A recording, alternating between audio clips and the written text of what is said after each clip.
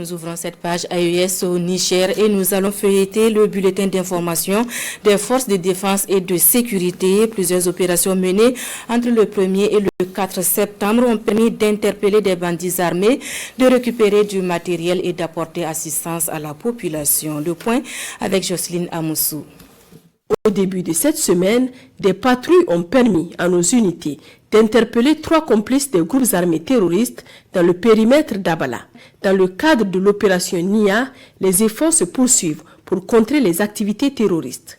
Récemment, un détachement de l'opération Lakalkane, en patrouille de proximité près du village de Boulundjouga, a intercepté un tricycle transportant des vivres et autres moyens de subsistance destinés aux terroristes. Dans le cadre de l'opération Farotobushia, la semaine dernière, la ville de Maradi, située au centre du pays, a été grièvement affectée par de fortes précipitations ayant provoqué des inondations dévastatrices. Ces intempéries ont causé d'importantes pertes humaines et matérielles, plongeant de nombreuses familles dans la détresse. En réponse à cette situation d'urgence, le groupement national des sapeurs-pompiers a été rapidement mobilisé pour fournir secours et assistance aux victimes. 2 ambulances et plusieurs camions chargés de tonnes de vivres et de matériel ont été envoyés depuis Niamey afin de renforcer les efforts de secours sur le terrain et venir en aide à nos compatriotes touchés par cette catastrophe. En parallèle, une situation alarmante se développe sur notre frontière sud sur le plan sécuritaire.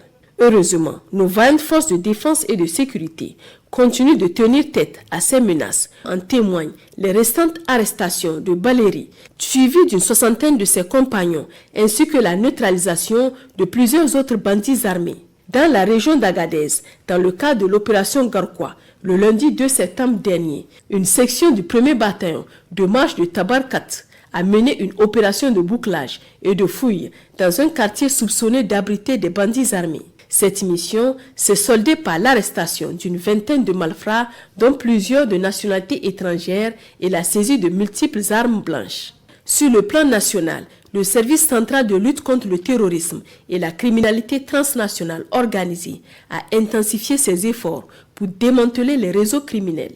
À la fin de la semaine dernière, 245 individus affiliés à des groupes armés terroristes sont détenus dans les locaux de ce service. Dans le même élan, l'Office central de répression du trafic illicite des stupéfiants a également enregistré des succès notables. Lors de leur récente opération, l'Octis et ses antennes régionales ont saisi plus de 559 kg de drogue et 108 381 comprimés divers, tout en interpellant 139 trafiquants.